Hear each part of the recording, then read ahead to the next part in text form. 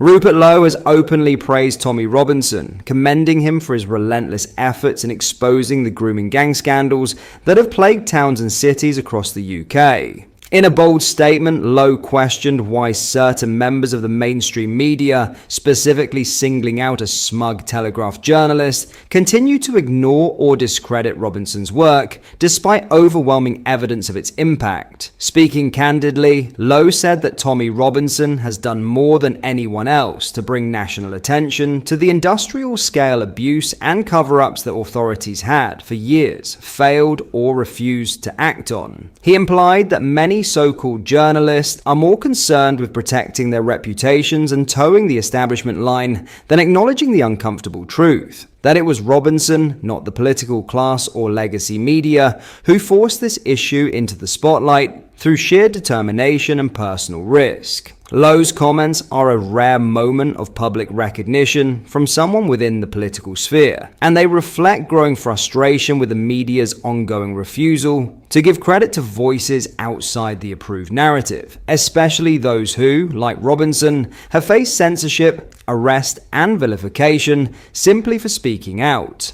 Let's have a watch of this, but first, hit the like button and subscribe to the channel for more. Have a watch. I put out a statement supporting what Tommy Robinson had done on these wretched grooming gangs. He was in the same statement. You've probably seen it. Yeah.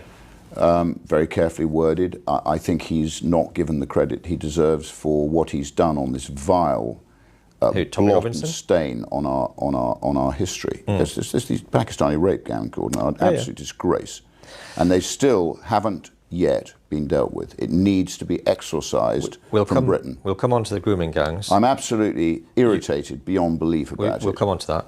You've mentioned Tommy Robinson. Regardless of whether you agree with his position on grooming gangs, is it smart politics for you to in any way sort of stand alongside him or give him credit for anything? I'm not standing alongside him, and I've said consistently, I was on Michelle Dewberry on GB News on Monday. But you said I basically said, render unto Tommy Robinson what is Tommy Robinson's, and render unto reform what is reform's. But that doesn't mean to say you don't give credit to people who've actually done good work on something. Now, I don't know what Tommy Robinson's done legally. But he's a vile man, isn't he? Hang on. I've said he's not right for reform. He himself says he's not right for reform.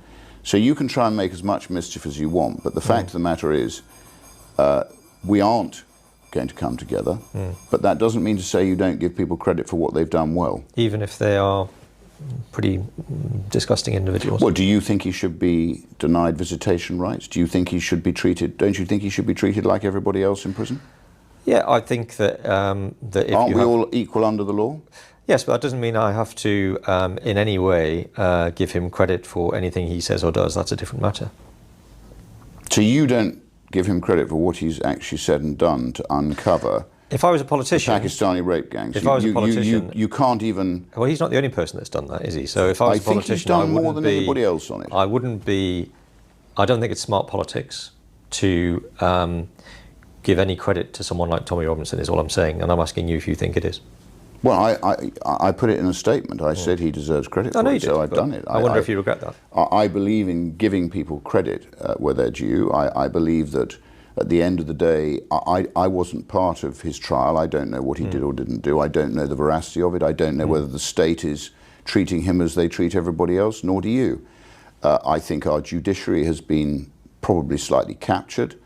What are your thoughts on this? Let me know in the comments. In other news, massive changes could soon be coming to car parks and electric vehicle charging stations around the UK, as a consultation, which ends today, could see Ed Miliband's net zero dreams realised. Drivers were invited in May to respond to a call for evidence from the Department for Energy Security and Net Zero, DSNZ, about whether outdoor car parks should be required to install canopies covered in solar panels. The call for evidence looks at the potential benefits, costs, and impacts on businesses the proposal would have. It also looks at the feasibility of introducing such measures and making existing car parks install solar panels. The call for evidence also looks at whether multi-story car parks and residential car parks should also be included in scope. Estimates put forward by DSNZ suggest that a car park with 80 spaces could help businesses save £28,000 in electricity bills. Commenting on the call for evidence, Miliband said, "Right now, the sun is shining on hundreds of thousands of car parking spaces across the country, which could be used to power our homes and businesses. We want to work with businesses and car park operators to turn our car parks into solar carports to save families and businesses money with clean, homegrown British energy." There are estimated to be between 40,000 and 50,000 private car parking sites across Great Britain, with many of these potentially seeing solar panels installed in the coming years if the plans are moved forward. New data suggests that Britain could unlock up to 13 gigawatts of solar capacity, which estimates suggest could be enough to power millions of homes without taking up new land for solar farms.